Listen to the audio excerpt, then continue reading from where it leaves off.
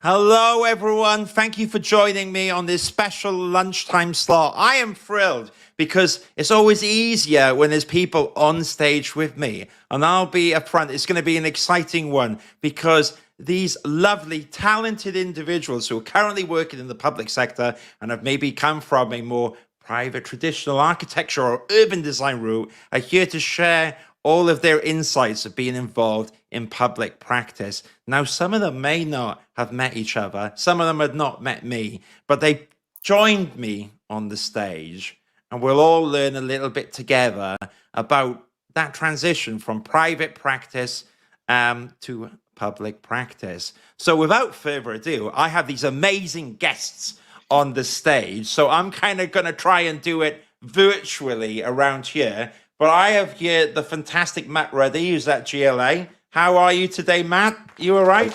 I'm very good, thanks. Thanks for having me. Brilliant, Matt. I'll tell you what, in a second, you can maybe introduce yourself a little bit more. But before that, I'm just going to go down this side. I've got the fantastic Francis Moss at Ealing Council. How are you, Francis? You all right? Yeah, really good. You're persevering with all my technical and lack of briefs and everything. But thank you so much from tuning in from Ealing Council. Thank you. And last, definitely not least, a fellow Welsh counterpart from South Wales. And I'm going to hopefully not butcher your name. Gwynael Gerard. Yes, Oh, Gerard. I almost did it. It's the Swansea in me. You know, I was terrible in Welsh. My teacher used to get me into try to say, Stephen's table, why are you talking?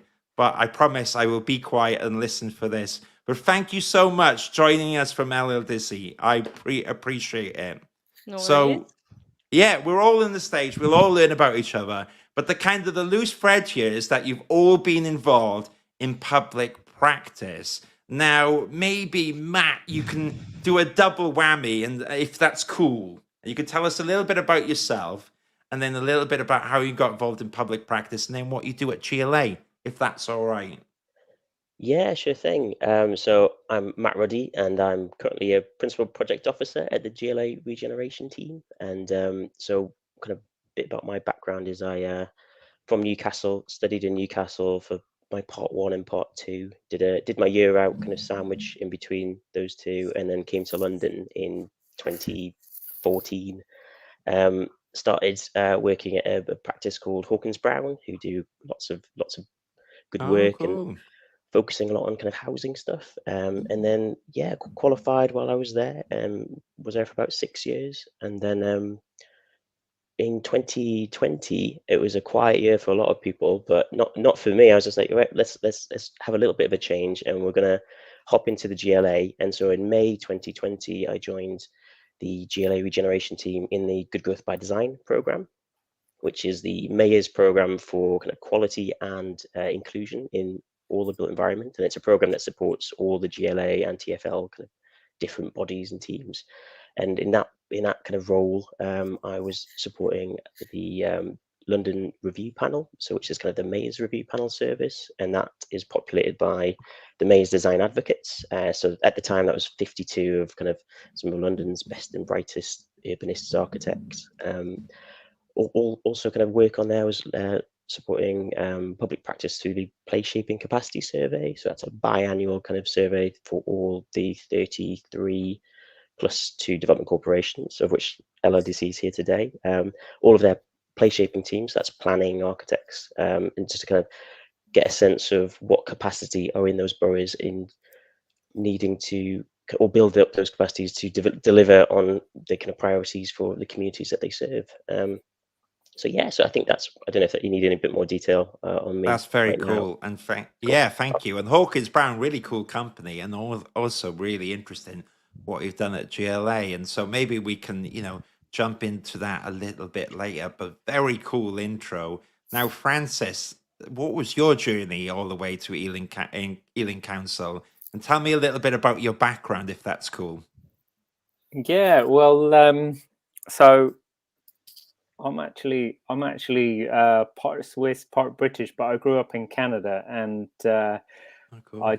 That's where I did my architecture studies, and I went to work in Switzerland get some really hands-on practical architecture experience. Lots of really great small practices there, sort of, you know, a lot of really well-designed architecture. And I came to London to work for David Chipperfield, who's Oh, a big hotshot. But to be honest with yeah. you, I'm sure some of your listeners who might work for hotshot architects might also have the experience that working for them is not always everything it's toted up to be, or they're really interesting projects. So I moved on from that. I actually did a master's in city design and social science at the LSE Cities. Cool. Which was really good to I guess see cities from a bit more of a different point of view, more a social angle, really. And that and I didn't go back to architecture after that. I actually went off and did all sorts of different work, sort of around cities, and you know, something you couldn't really put a name to. Really, you call it urbanism, urbanist, urban design, planning. A bit of all of those things, really. Did some mapping of Old Oakham Park Royal area. We actually did like a massive census for the GLA of all the almost 2,000 businesses in that industrial area of London, where now you know, there's a development corporation and lots of things happening. I did some consultancy work, working with some consultancies in regeneration, more on that side for, I mean, often for local authorities, but got a bit tired, I think, mainly of also jumping around from project to project and place to place, and not really knowing what sort of happened with all my strategic sort of work and things that I'd set up. And so I also applied to public practice, and that was then during the lockdown, and you know, never would have actually thought of going to Ealing, but was matched up with Ealing, and now I'm extremely happy in Ealing because I've also come back to one of the interesting themes that I worked in the past, and that's industrial space in cities, which is often very much overlooked, but becoming more and more important, actually. So yeah, so that's it in a nutshell, really.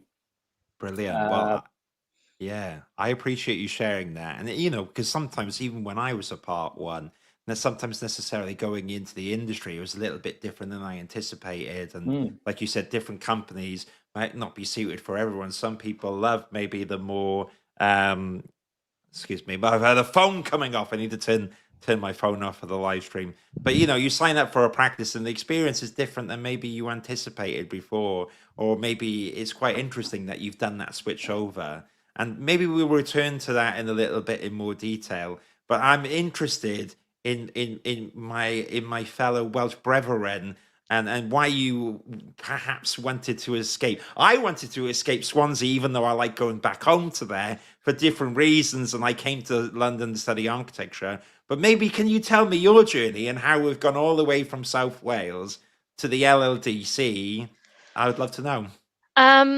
Yeah, I'm grew up in a very small village in southwest Wales, so to be honest, I couldn't get out of there fast enough. And London was the most different that I could think of that at that point in Britain, at least. So yeah, I'm grew up in Wales, but I'm also half French. And after I studied in London, my undergrad, I then ran off to Paris, where I did my year out. And that's, I guess, probably really where my interest in social housing really grew, because I felt at the time they were just doing a lot better than what was happening in Britain. This is about 2008, 2009. Yeah. Before the sort of housing design standards even came out in London.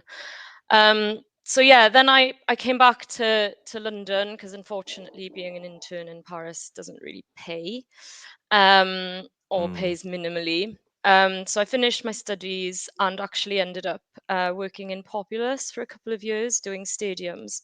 Oh, okay. Which was, it was interesting at first, but it wasn't really where my passion was. I really wanted to work in housing. So I eventually managed to get a job at Cullinan Studio, and after that also at Metropolitan Workshop. So in kind of, we'll maybe come to it in more detail, but there's been various points in my life where I've wondered, like, do I really want to be an architect? So I then also ran away to the Netherlands to do ceramics for a while, came back, got an architecture job, and then a friend basically sent me a Guardian article about public practice. I thought that sounds like the job I didn't know I really wanted. So I went for it and was part of the sort of experimental first cohort of public practice. Oh, okay. Yeah, and I was placed at the London Legacy Development Corporation. Some people know what that is, but I do spend a lot of time trying to explain to people what LLDC is. So it's the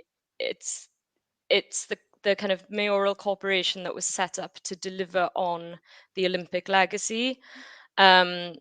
It's a pretty broad remit that included kind of delivering the Queen Elizabeth Olympic Park, which is, now open and has been for a long time, but also delivering 5,000 homes on our own land, which is all the sort of residual Olympic land. And other parts of LLDC do kind of look after the venues like the London Aquatic Centre. So yeah, LLDC is kind of also has planning powers over this particular area.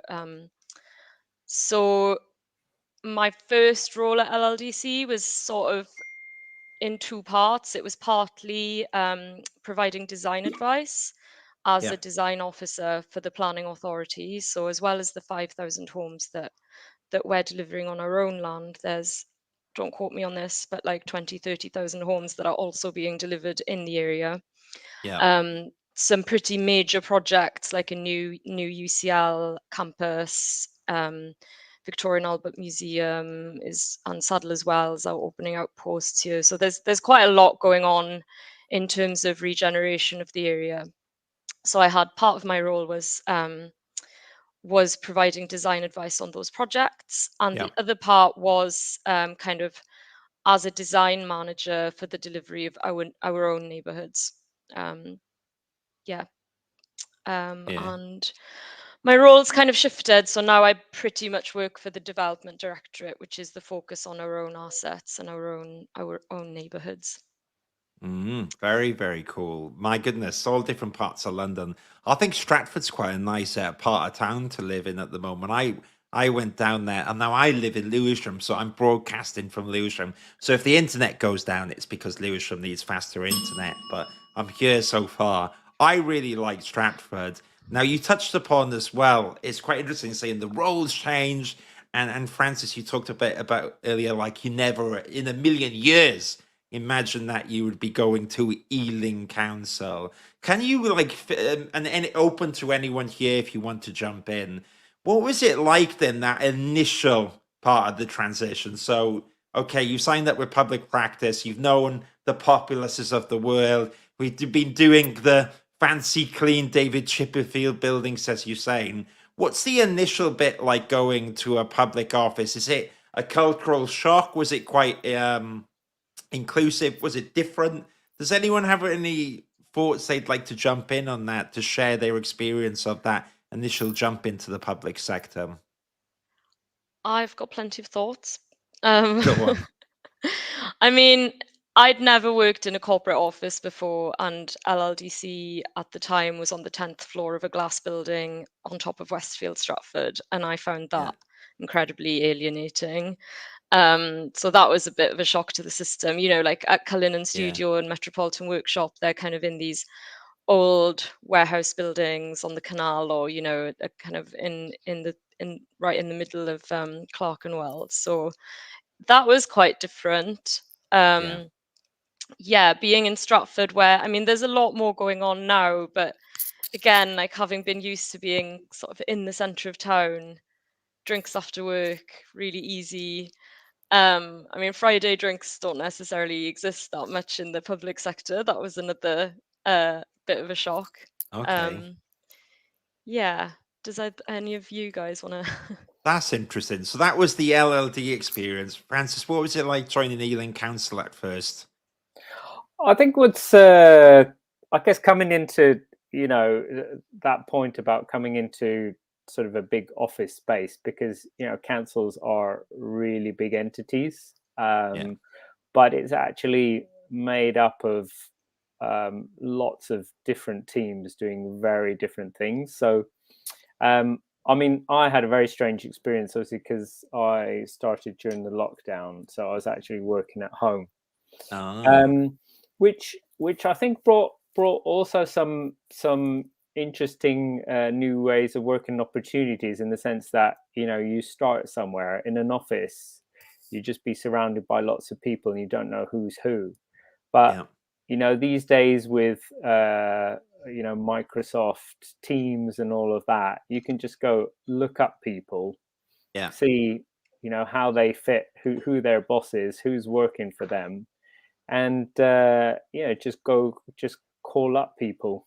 Surprising, they're always quite shocked when you just call them out of the blue at first, but it's a good opportunity, because you wouldn't do that in an office. Just go and you know, interrupt someone at their desk that you don't know, or who's, you know, higher up in the organization, or things are from completely different teams. So so I mean, that was interesting. But now people are back in the office, you know, it's sort of a bit half-hearted back in the office, and I think that I mean, two different things. I mean, you know, it has a lot of different, has lots of advantages, more flexibility, especially if you've got kids and things like that. But also, yeah,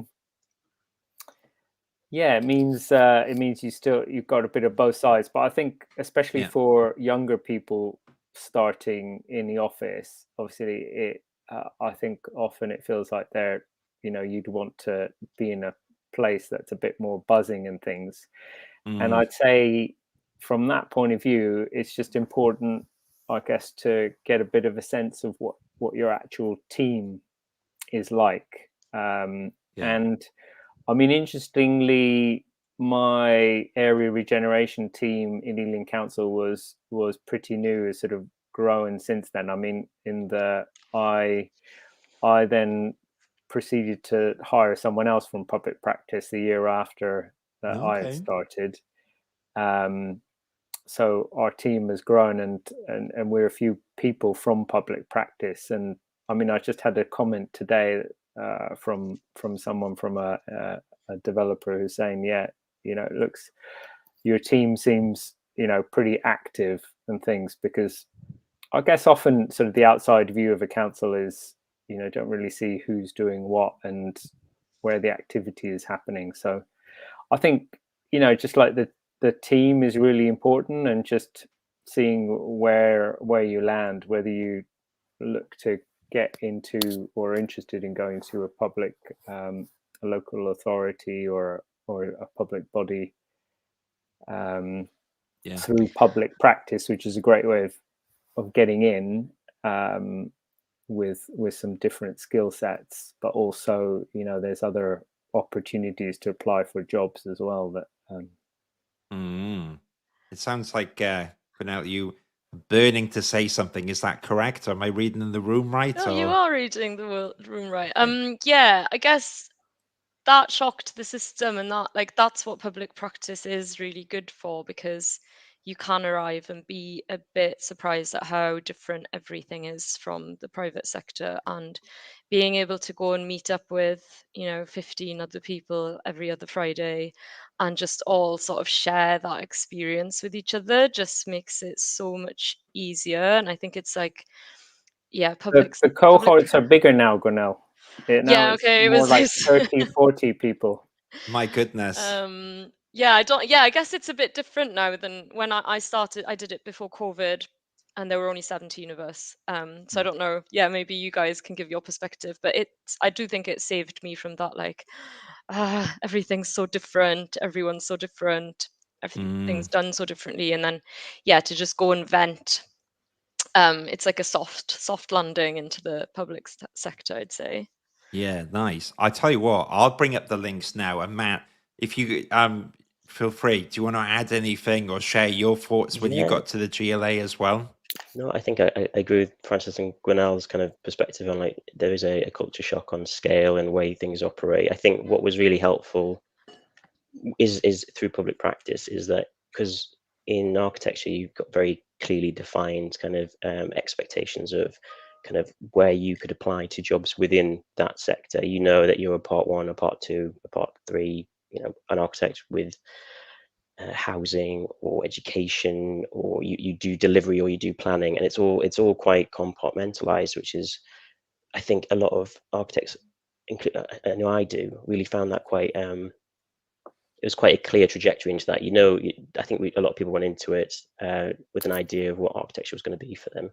And so when you've got a 7-year plan ahead of you, you can kind of relax gently on the kind of periphery of your mind and go, like, I know the end goal in 7+ years, and that I'll build up my kind of like sense of what architecture is through those 7 years.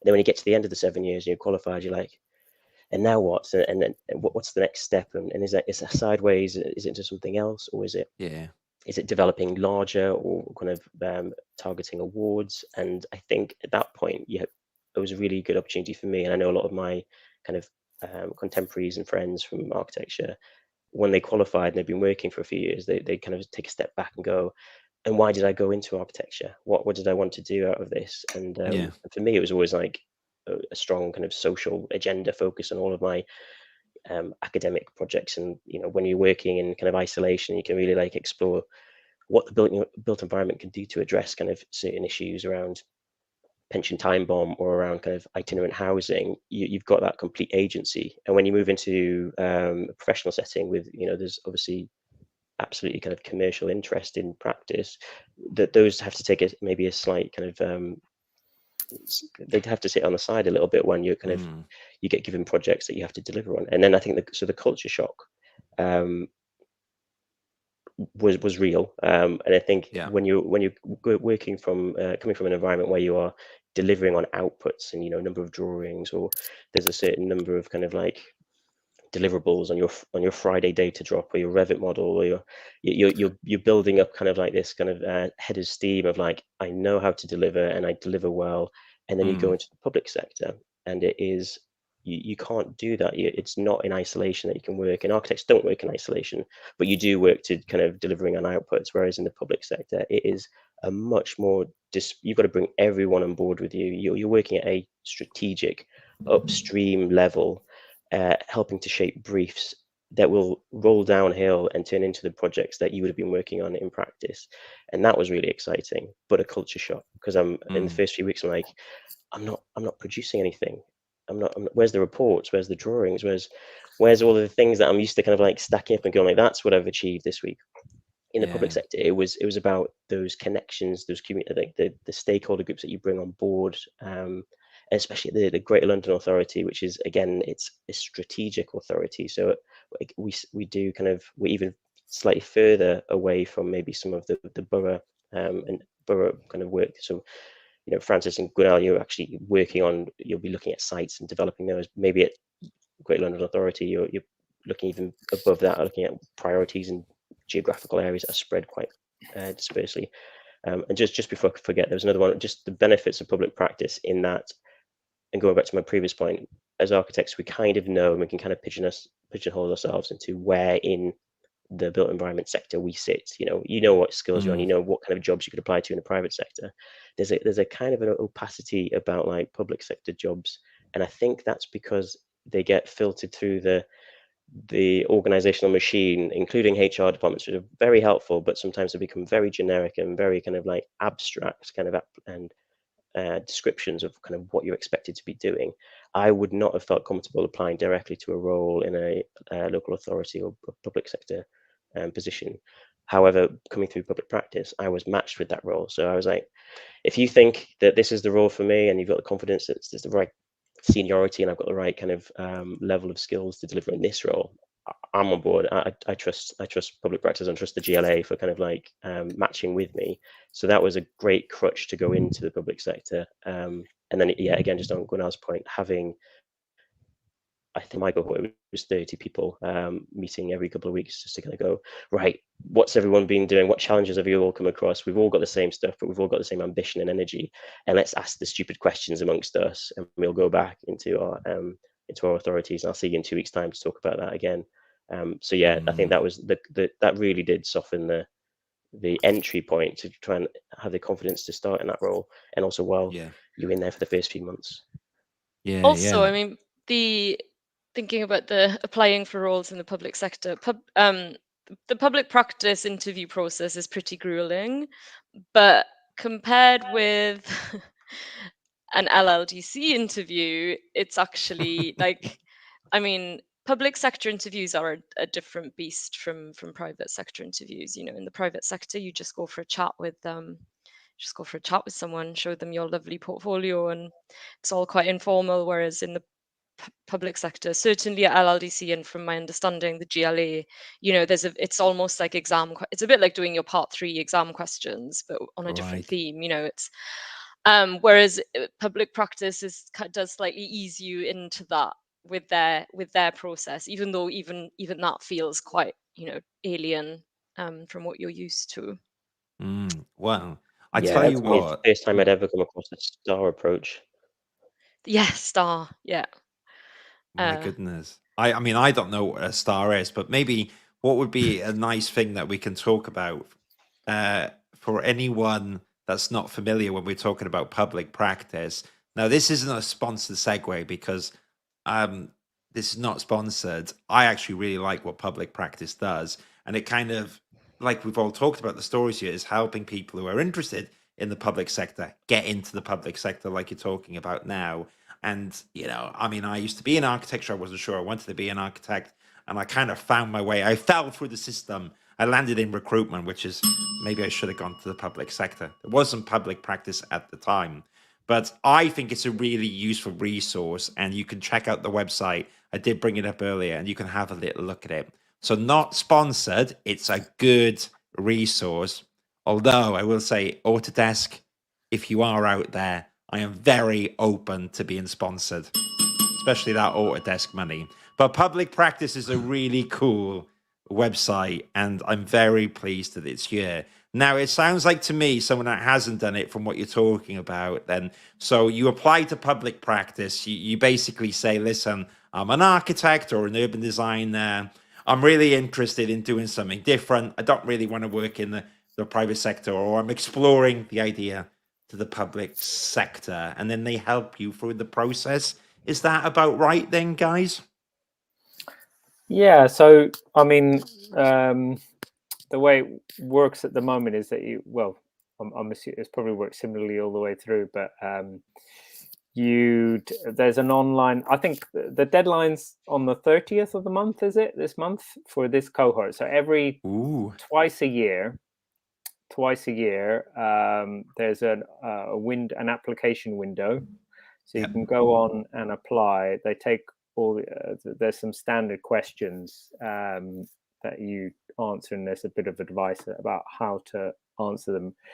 And a group, I think probably about 100 or so, I think, are selected through that out of everyone that applies. It's probably different now because now it's countrywide, the latest cohort. But and then at the same time, public bodies are applying on their side with roles that they have to be matched up with people. Got it. So all of that's currently happening. All of those roles and the people are applying, and then once they're all in, people are selected, they go to a 1-day sort of workshop session. It was online when I did it. I'm not sure, they might be doing it in person again now. And then I was actually then like a year later on the other side of that process as well, selecting people. So it's quite, yeah, I mean, it's a well planned out process where you're there. I think in the morning everyone has to present something, and then in the afternoon there's interviews, and there's also like a group exercise where you put together with some other people. So, and all of that's, you know, sort of explained, and you can prepare and everything. But the end goal is for them to be able to evaluate, you know, would you fit with some particular roles that they have. So it is, so I mean, it can be a bit disheartening, I think, if you want to go through that and then you don't get matched up with the role. I think that is, it doesn't mean that you weren't actually good necessarily. That's the thing. I had a friend who went through, he went through and they said, we just couldn't find the right role for you. It wasn't that you didn't do well. So that's a bit tricky. So I applied in one round and then was actually given a role in the round afterwards, matched up with a role. So that can happen as well. But also I think it's you know, even if you don't get matched up, but you're really interested and you know, want to get in at that point, then there's also, and I'm sure public practice can also point the way, there's lots of jobs that come up in different places. It's just a matter of finding them in the right place. And I think someone was mentioning before, job descriptions, I think sometimes you've got to take them with a bit of a pinch of salt. Actually, the best I found is always try and talk to the person who's put out the role and hear it from them. But you do have to, similar to the public practice process, but more so if you're applying directly to local authority, you do have to just sort of address the points that they've put out, so that they can mark you against those, you know. So because it's all about little marking matrices, as unexciting as that sounds, and it is unexciting to do, but that's the way it goes. But I think that's the real advantage with public practice, really, is that, like me going to Ealing, you know, and other people, it's about bringing, and I guess that's the whole goal of it, is bringing in those more design skills into local authorities that are really lacking. So I think it's also about sort of, I don't know what your experience has been, Gunilla and Matt, but like, it's an opportunity to go in as well and see what you can bring. And I think that's often people who bring in people from public practice, put roles out through public practice, are looking for people to bring something different that they don't already have in those organizations. But it can be challenging, I guess, at the beginning when you do come in. Yeah. Well, I mean, carry on, Matt. Yeah, share your thoughts on there. I'd love to know what you think about what skills architects and urban designers can add, you know, bring into the local government. Yeah. Sorry, I think I'm on a slight time delay to everyone else, but I'm not cutting everyone off, am I? No. Yeah, I would agree with Francis's point in that it is a real fantastic opportunity for local authorities as well to get a lot of this kind of quite driven, energetic private practice experience. And I know that in the regeneration team that is incredibly valued. It's the ability to deliver, an ability to deliver a place-based approach that works with communities, for communities. And so I think, I mean, just back on the kind of on the process of it, just briefly on STAR, that was, you know, setting out the situation, the task, the action you took, the response, and they actually run through that during the Francis mentioned, which was helpful to kind of like, oh, I've never come across this before. This is really formulaic and dry. I've got so much more I want to talk about that I've got that I haven't been able to fit into that really rigid structure. But that structure is there because it has to be for the public sector to, so they can be very comparative when they do applications like this.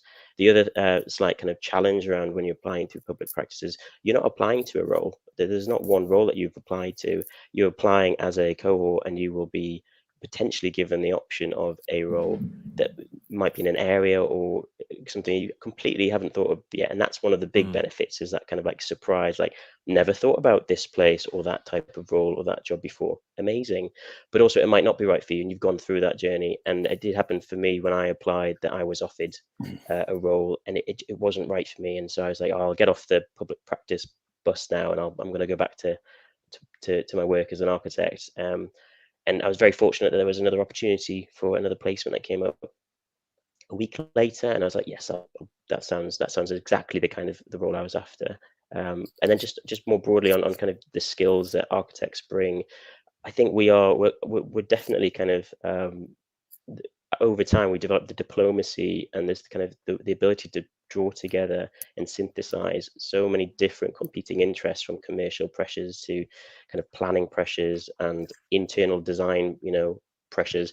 We try and synthesize that into an ability to deliver something. And I think it's that spatial kind of way of that we work in diplomacy that is so helpful in the public sector environment. You're working across, and can be quite often siloed, big departments that really struggle to kind of like align or communicate priorities. But I think that a lot of the public practice architects that I've spoken to, they're able to kind of just quite confidently parachute themselves across departments, kind of cut through that and pull together and align to deliver for the communities that they're working in. So yeah, that'd probably be the key skills, kind of your diplomacy and your ability to kind of like bring everyone on board with you. I think because architecture, even though it's taught, and probably the kind of people that architects are, it's not just designing buildings, is it? It's so much more. So you aren't like someone who's kind of studied business development, where it's very sort of one track mind. We've always had to be thinking about lots of different things. So I think that makes it quite easy for us to go in and kind of understand different ways of working. I also think that anyone who's been a project architect basically has amazing project management skills. I'm in a design, so at LLDC, I'm in the design team, but we are part of the development directorate. And the way that we think is so different from our development colleagues. I have to say we are a lot more organized. We're better at project management. I think it's something that, yeah, anyone who's been a project architect is going to be good at. And problem solving, and it's just a different type of problem solving, and that's what architecture is. The other thing, I guess, because my team, maybe unlike Ealing, my team has had architects in it since 2012, or before 2012 even. It's sort of one of the first sort of public sector bodies that really started growing a team, kind of hiring architects and seeing the value in that. So it is a little bit different. I kind of went into an established team, but there's still a value in bringing people in from kind of fresh from the private sector, because a lot of us in my team have now been in the public sector for 5, 10, 15 years, and there's a freshness of getting someone who's fresh from industry and kind of has been on the ground more recently than us. That kind of really helps in our team. Oh, nice. And I mean, there has been, I mean, you were in the first cohort, right? And so there is actually really interesting that we have a group now, like, of public practice alumni from so many years now, and it is a great resource. Even the other people sort of just in the previous cohort, that when you start in there, you're always going to find someone who's doing something similar somewhere else, that you can share with share briefs or share other things that you're doing. It's just a really good network, and so that I think that is like a real advantage there. And I even sort of built on that as part of my sort of public practice project. I'm not sure exactly what they do now, but I set up a Industrious London Officer Network, which is now almost my own little public practice network. And we've got, I don't know if we have anyone from the LLDC actually, but we've got I don't know about it. Can you we've got the give us a we've got the sell? GLA, just everyone who's dealing with industrial in different places who wants to share, meet up, do like site visits and things. So sort of taken the public practice model almost to networking there as well. So well, we do have a couple of industrial projects, so yeah, maybe we need to have a chat after. There you go. On the networking side of things, if you finished, otherwise, I yeah, go for it. I think jump on in there. so. Yes, building a network of people that you can go to, but also I hate networking. I've always hated networking. Even just the word makes me sort of feel a bit sick. But you do realize that like networking, the best kind of networking it's not an effort. It's just because you know people, and that's what's really good about public practice is that I can go to a GLA event and I know there's going to be 5 people there who I already know that I can go and have a chat with, versus when I was in practice, you're so in practice doing your jobs, barely kind of, you speak to other architects, but that's not, it's I'd go to events and I'd basically sort of hide, and now I can confidently go to events and have a chat with people. And yeah, I think that's that was really helpful for me as someone who isn't good at just walking up to someone and introducing myself. Yeah. Well, it's very interesting. While we've been talking, we've had a lovely comment from Sophia Cooney, who says, very pleased to see the subject of this live. As an intern at Urban Design and Learning and an architecture student, which does training for the local authorities, I definitely didn't know before joining UDL that working for a local authority could be an option for me. Now, it's very interesting, isn't it? There might be a few people that are watching this by fluke, and thank you, Sophia, for sharing your thoughts and insight in your story. But there's maybe a few architectural assistants, architects, graduate urban designers, landscape architects, who knows what, who kind of thought about the idea, but they're busy or they don't even know where to start, or maybe they're not sure with their careers, because we've all kind of moved laterally one way or another, even including myself. Is there any tips or suggestions or thoughts for someone maybe who's at the start of that journey that you would share that could be encouraging or useful information for them? Does anyone want to jump in on that point? Go on, I'll jump in. Go on. Yes, nice one, Matt. Well, I just like when you start looking at what's out there, and because you've taken off the blinkers to like what's the next architectural step, but there's a whole breadth of like the built environment that you can support. I'd ask yourself again, why did you, what is it that you wanted to do when you thought architecture was for you? Because that might help shape the direction of the types of places you'll be applying to. And as Francis said before, go speak to people in those roles.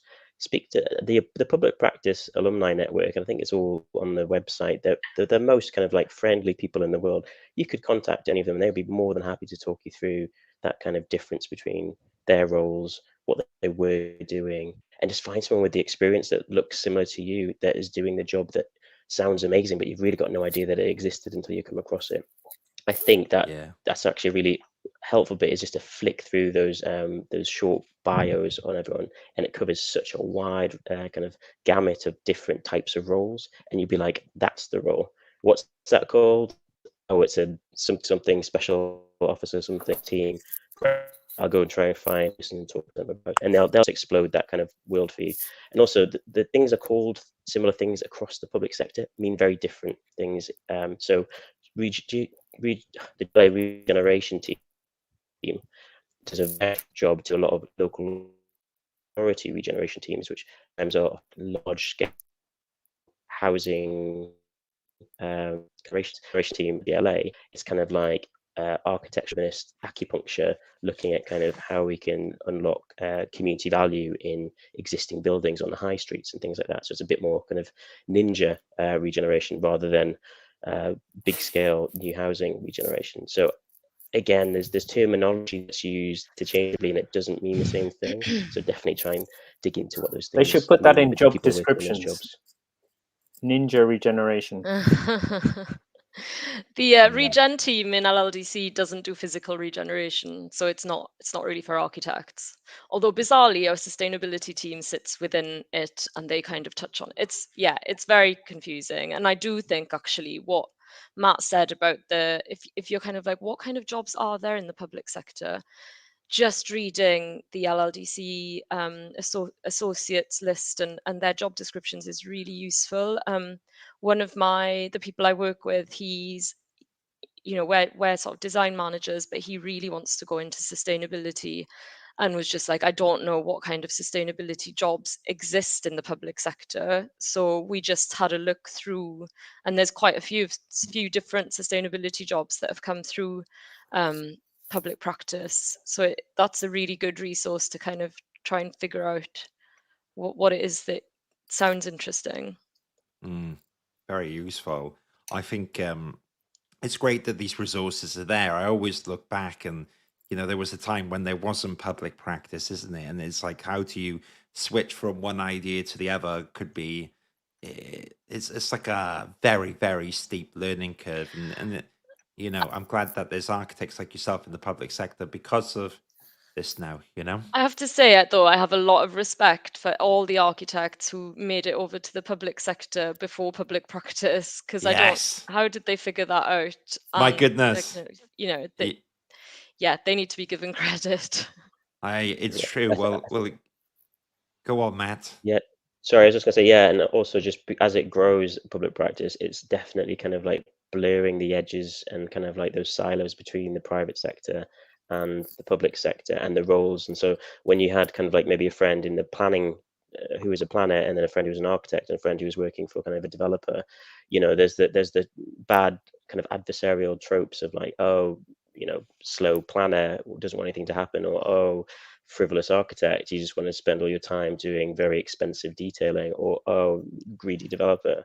I think this program has actually softened all of that. The reason that everyone's trying to produce something good in the built environment sector, and by having kind of like every year another 40, 50, 60, 80 people kind of like jumping across that boundary, I think it's just really healthy for the built environment sector as a whole. Yeah, nice. Even if you Nice. don't know that you want to work in the public sector, to be like, I didn't know necessarily when I went in, and I just thought, well, at least I'll have a year where I learn something else, and it's just something to add to my CV. And it is, it is something extra to add to your CV. Even if you decide after that to go back to architecture, you've got this, understanding of the planning and client side world now, which you didn't before. Yeah, fair enough. Well, and for any of our audio listeners who are listening back to this in the future or what have you, you can check out public practice at www.publicpractice.org.uk. But now I know that I've luckily got you for an hour, and we're fast approaching that mark. And what I was going to say to the audience is that this would be last chance saloons. If anyone did want to ask a quick question, have to be a little bit quick as well. But obviously people can get in touch with you afterwards. Now, I normally like to say now it's a one-on-one, I always like to throw it back to the guest and say if there's any questions they would like to ask me, they can ask me, and you can all still do that. But equally, like you said, it was a big cohort, and maybe some of you are familiar with each other in public practice, but like we talked about earlier, Francis, with your industrial meta group within the group, maybe there's connections to be had there. But we could open it up and say, if there's any questions you have for me, or maybe Francis, you have a question for Matt, or Gwenelle, you have a question for Francis, and so on. Should we open the floor up for the next few minutes and any questions or thoughts? Go on, Francis. You smacked your lips. So, yeah, what are you thinking? I'm thinking. Yeah, no, I mean, I was just also interested in Arc Social. What sort of what the setup is, because I hadn't heard of it previously when I was in architecture. But I haven't been in architecture in a while. Yeah, don't worry. The Arc Social was born in the pandemic as well, because I was furloughed, and for the first week I was drinking wine and stuff, and I thought, I'll quickly kill myself if I keep doing this, so I better do something productive. And I set up the Architecture Social, but it's a bit of a mishmash. It's because it's a private company, because I own it, and it's interesting because there's a traditional recruitment model to it.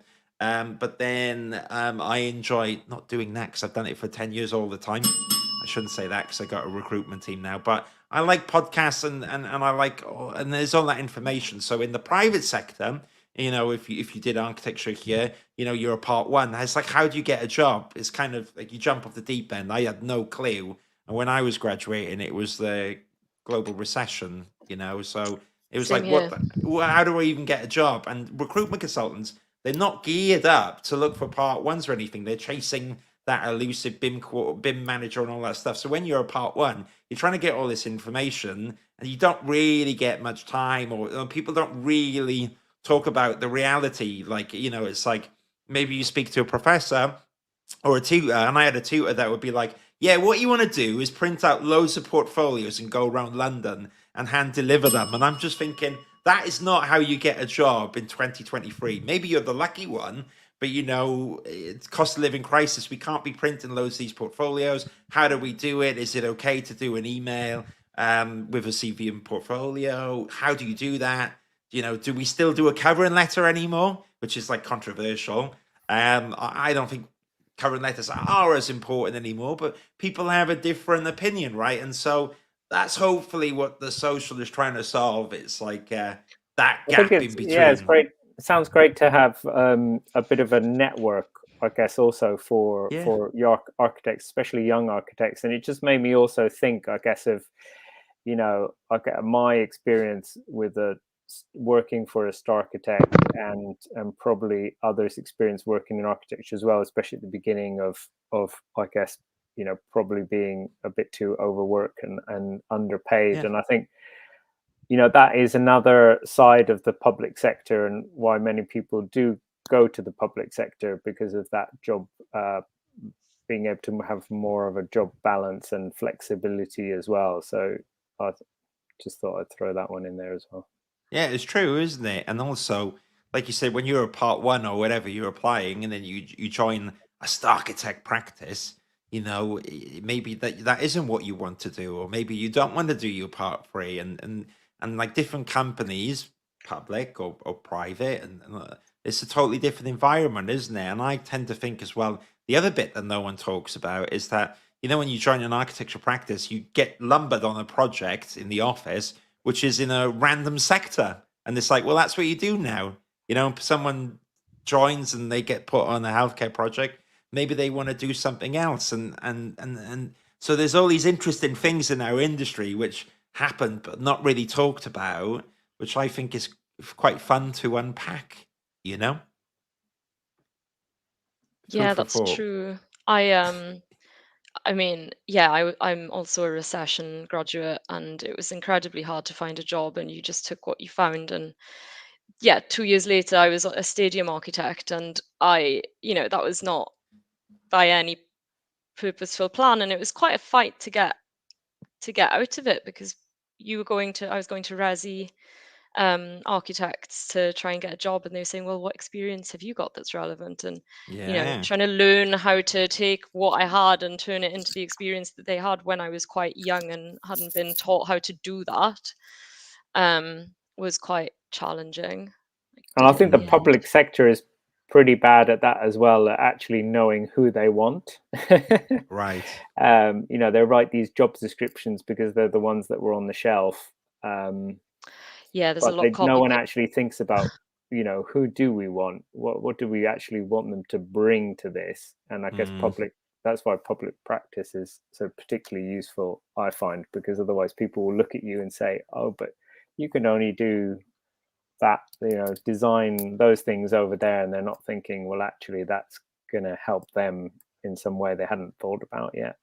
Very interesting. I do find that even in private companies as well, there'll be some buried job description somewhere that the office manager has in the system, which is remotely related to what the actual part two or architect does, and that's what gets advertised. And like you said, you know, how the job descriptions are even written kind of puts me off half the time, you know, like we are looking for someone between 5 to 10 years experience with Revit and must have this, must have that. And I'm like, oh my God, by the end of it, I can't even be bothered to apply anymore. Whereas, you know, it's good that, like you say, through public practice, you can learn. And then there's like that, I think oh, sorry. Go on. No, please jump in. Changing at LLDC is that we, on all of our recruitment now, we focus a lot more on lived experience, and try to really ask ourselves, like, what qualifications do we and professional work do we really need? My team is quite specific. We do need designers, but you know, I think we used to say qualified architects, and now we question, like, do you really need a qualified architect to do this, or could someone with the experience, you know, like a part two who's had 10 years could do it just as well? Probably they could.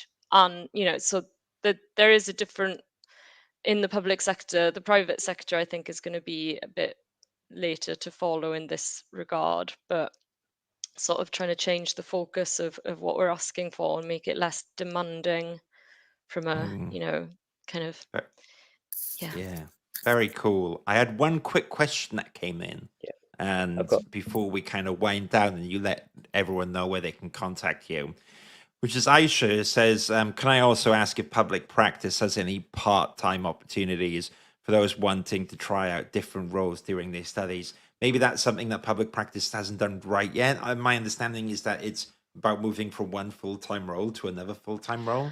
Is that right? You can take on part-time roles, because I know people have done that. My understanding of it before, and I, you know, this is 5 years ago now, is that it is more for, it's not really, I think it's for people who are already professionals to move into the public sector, rather than, like, it wouldn't be like a part one architectural assistant kind of thing. But I might be wrong and out of date with my information on that. Well, that's fine. Well, we can check out after.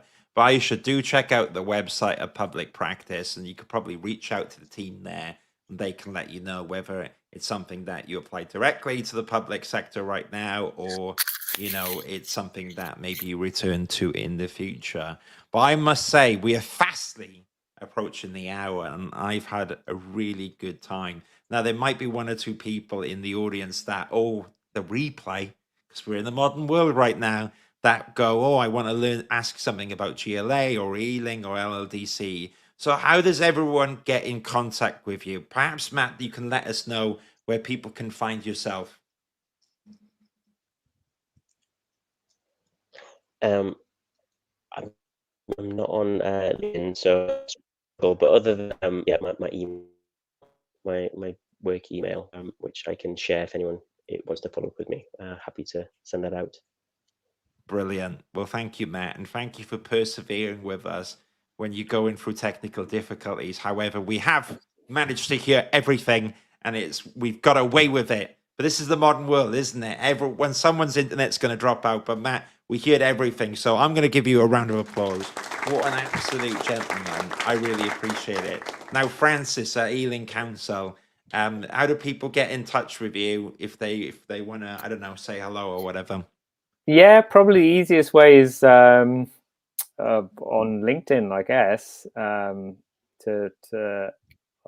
That's just the best way.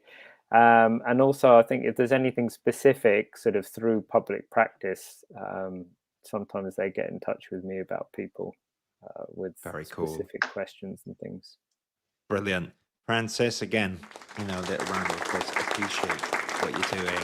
And the Globetrotter in the bottom left, Gwenail, from Swansea, well, not Swansea, South Wales Not to quite Paris, Swansea. to stadiums, to the LLDC, to different stadiums, changing the stadiums. Thank you so much for being here, and I really appreciate it. But where can people find you if they want to get in touch? LinkedIn is definitely going to be the easiest, and there's not a lot of Gwenail Jarrett's about, so. Yeah, you know where people can find you. Exactly. There's only the one of me, so yeah. The one and only. But I really appreciate you all being here.